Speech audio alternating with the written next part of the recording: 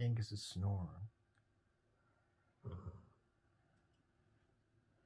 He doesn't normally snore.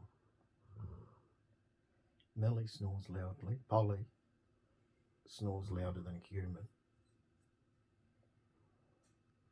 Angus doesn't normally, but there he goes today. Been doing a lot of sleeping, recovering from his terrible injury.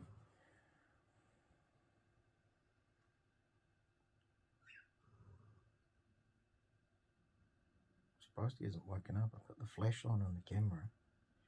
He normally hates it. Must be really tired. Alright, good night, Angus.